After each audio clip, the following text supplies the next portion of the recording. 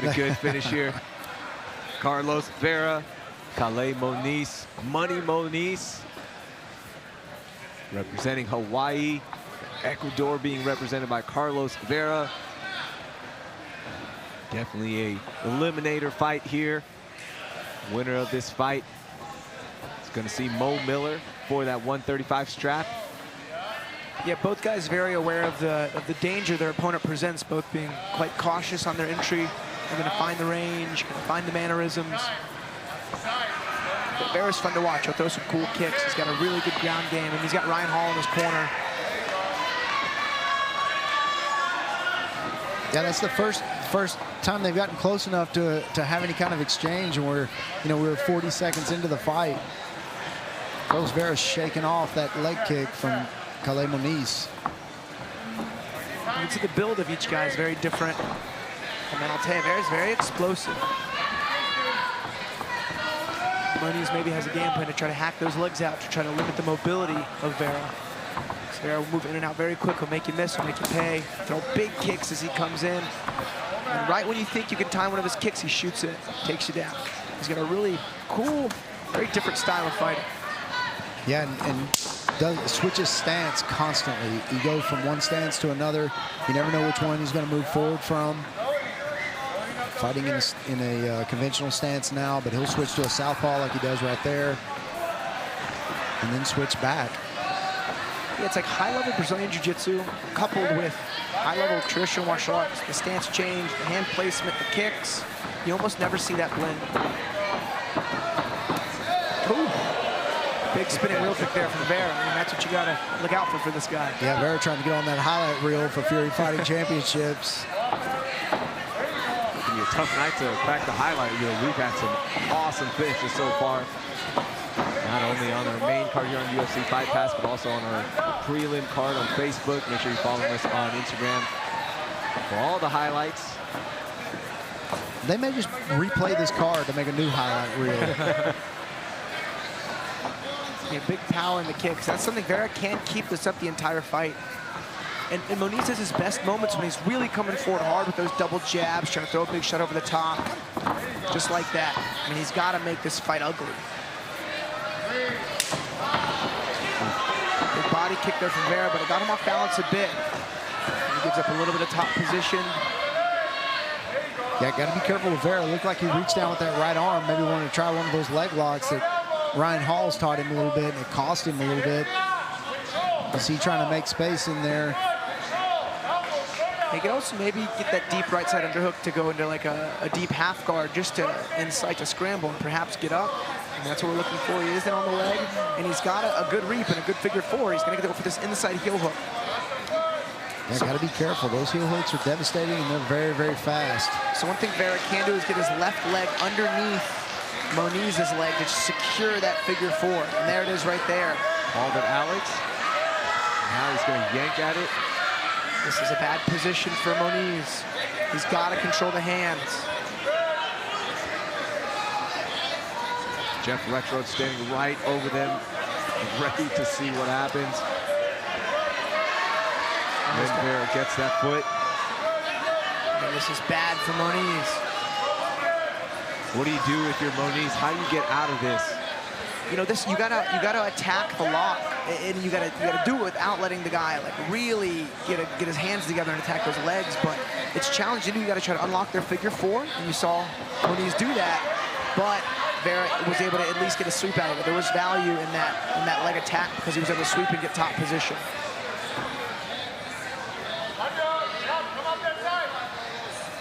Yeah. 45 seconds left in round one. Vera showing a very well-rounded martial arts game here. Just constant pressure from the top side, constantly attacking. I do remember seeing Moniz fight, and I like watching him fight on the ground because he will abandon position to get the finish, to get a submission. But against a highly touted grappler, that could be potentially detrimental. Because Moniz, he will value attacks over positioning, and again at a higher level, that can be quite costly. Nearing the end of round one in our main event at Fury FC 60. Off to round 2 we go. Good opening round. Saw both guys kind of feeling it out. Take a look at our highlights. Yeah, it took a little while for both guys to get started, but Kale Moniz started to attack a little bit there in the beginning of the first round.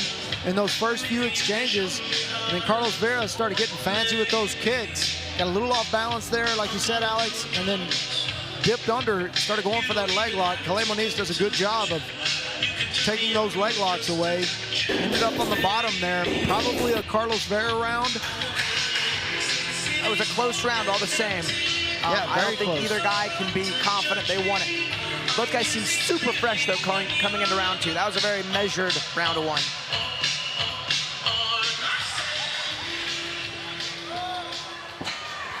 See what adjustments were made by both corners for round 2 in this bantamweight showdown. Looking for a towel to clean up a little bit of little water on the cage there. Yeah, it looked like Kale Moniz was going to drink some water and decided to spit it out instead. Teamwork. Yeah. He's clean. It's good when the fighters do it, not when we do it on the broadcast table. We would start a fire. Nice kick to open the round for Moniz. Moniz has done well with his low kicks, but I think it's really his boxing, his pressure and his boxing that's gonna probably score the best against Vera here. Guys with striking styles like Vera are very frustrating and challenging to figure out. Another huge wheel kick there from Vera. And the moment you step in, they bounce out. They really try to just keep you just at a range, almost like lull you. Oh, there's a big right hand there from Moniz. Is it just me, or do all Ryan Hall's fighters take on his facial hair and haircut? Tell you, I would do that if it meant you get the good jiu-jitsu to go with it. It's like in marriage, right? Yeah. Like they say the husband and the wife start looking like each other because they spend so much time together. I hope my wife never looks like me. That would not be good. Vera has a front headlock. I don't think he'll commit to going to the guard. It looked like he was trying to snap him down, maybe look for back exposure. Which again, that's high-level strategy. Understanding the chance of a guillotine finishing is quite low, especially against a guy as decorated as Moniz. Now the fight's getting a little grittier, and I think the uglier Moniz can make this fight, the more favorable it will be. Because Vera, he likes a pretty fight. He likes a rangy fight. Yeah, you noticed that earlier in those spinning wheel kicks and all those things. He likes the distance. He likes the highlight reel stuff. And Moniz will make this as dirty as Carlos Vera will let him. You mentioned that Hawaiian spirit of Moniz. So much fun to watch, just never gives up. Totally comfortable with that dirty style. Like, we're good with it. That's what he wants, as you mentioned. Good framework there from Vera. Haragoshi attempts successfully, but he does not have the underhook. Moniz used the underhook to not only get up, but get on top. So that's some of the risk on those like defensive throws. You know, the guy has an underhook on you, you hit a deep overhook or a whizzer, and you block their hips and throw them. But as soon as you land, the person has the inside control on the hips, and they can usually use it to not only get up, but in this exchange, hit a reversal. Yeah, and Carlos Vera didn't look like he gave much resistance to being on the bottom here. You know, again, looks like he's comfortable grappling from the bottom. Very, very different. He is passing out some punishment from the bottom here. Good elbows and nice palm slap. Yeah. Delivering those Rick Jameses from the bottom.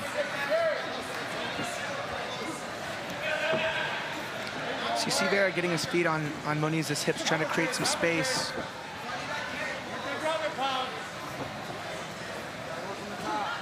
Yeah, Moniz doing a good job of crowding his hips. You know, he's staying a little bit postured down, which, you know, leaves all your weight on your head. So fun fact, the position they're in now is called the 50-50 position, and the gym at which Ryan Hall owns and runs is called 50-50 Jiu-Jitsu. It's a very intricate style of grappling, really understanding the nuances of lower body placement. given a good performance, you can look to finish a fight with a pretty nasty leg lock. The heel hook being most common.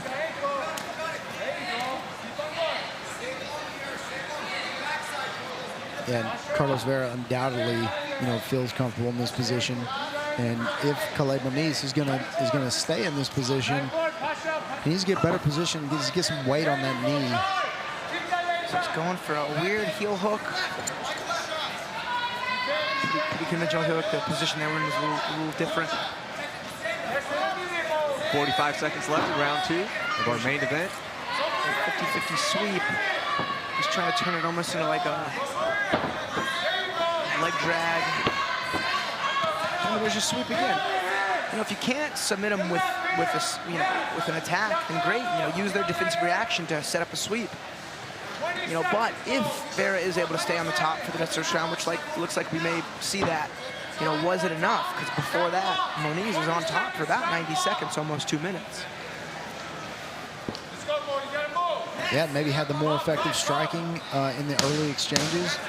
Just in, they weren't extensive, but in the dirty boxing exchanges, I think Kale Moniz may have gotten the better of him. It was good. It was good. Vera finished in mount, but it may have been a little too late. We'll see. Our highlights for round 2. That opening kick from Kale Moniz. Hey, you see that overhand right from Kale Moniz. Carlos Vera with that front headlock, trying to snap him down, but Kale Moniz doing a good job. Nice little hip toss there, and then like you said, Alex, Kale Moniz spending a lot of time on top.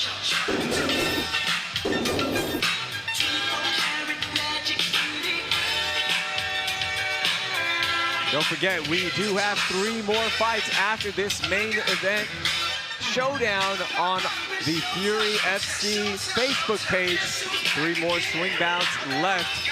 So if you can't get enough of Fury FC, join us on Facebook for 3 more exciting fights after this main event on UFC Fight Pass. Carlos Vera taking on Moniz.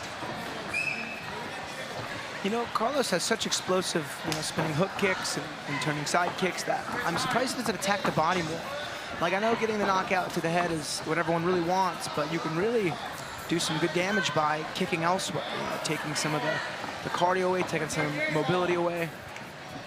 And making him think a little bit more, too, as well. Did you ride his coaching session for between rounds? Because it looks like he's doing exactly that, Alex. Again, that's what Moniz, I think, needs to do. Maybe keep a little more distance so he can get some of that dirty boxing going. But when Moniz comes forward and throws his hands, he's having his best moments. Yeah, Moniz was a little bit hesitant coming in on that exchange there. Kind of body lock drag down Vera. Now he's got both hooks in, a full back exposure here. It's been a pretty back and forth fight so far, guys. In round 3, how do you guys score this so far? And this is another really difficult fight to score. Carlos Vera has had some good submission attempts. He's thrown some fancy kicks and punches, but nothing really landing. I think Kale Moniz has been a little more effective in his punches, and I don't know, it's really difficult. Tough one for sure. Yeah, again, first round was close. I think the second round may be a Moniz round, but again, second one also close. We'll see. I knew we'd get a really good technical battle in our hands. I mean, the only way you can really take Carlos Vera out of his element is to make it dirty, make it ugly. Because when he has range and when he controls the pace, he'll make it look really clean and really technical. And Moniz has done a good job keeping himself in the fight and having his moments, but neither guy has really had a significant set of offense to really be shown yet. No, and this is where people separate themselves in fights like this. Whenever you got 2 highly touted prospects, if one goes out and just dominates the other one, he really makes a statement. Not only to the promoters here for that title shot, but also to the guys at the next level that, hey, I'm beating their A team, like, you know, significantly. We saw it with Trey Ogden and J.J. Okanovich. You know, it was a highly anticipated matchup, and Trey Ogden kind of went in there and just ran through J.J. Okanovich, and of course it got him to the next level, got him signed to the UFC. And I think the same thing happens here a lot. You want to come in here, you want to have a highly touted opponent, and you just want to run through them and just show how dominant your skill set is against them. And neither one of these guys have done that yet. Deep guillotine. There's a very deep guillotine. Could this be it? It's round under the 3. chin. Moniz did a good job using the cage to alleviate some pressure, but he is not out of the fire yet. And man, you can see Vera, he committed to it. He's fully in. I mean, he's looking to finish, and he gets the tap. It's over. That is it. Carlos Vera with the submission on Kale Moniz. Now, as you called it, it was deep. It was just a matter of time. A huge main event win for Pequeño Carlos Vera. Moves his record to 11-3. So go anywhere. What a win. We have 3 swing bouts. Yeah, that was Vera's best moment. I mean, he had got on top. He had passed the half guard in the mount. He actually had a topside crucifix. It was almost from Turtle, a crucifix from Turtle.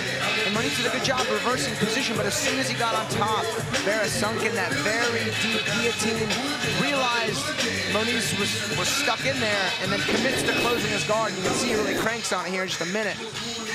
And Moniz started the round strong, got the body lock, dragged down. You know, Vera does get on top, but watch, he cuts through. He gets this crucifix, and man, he had him in a good spot. But after a small exchange, he sees this arm in, open guard, and now closed guard, guillotine, the elbows high. I mean, this one was deep. It's a quick tap.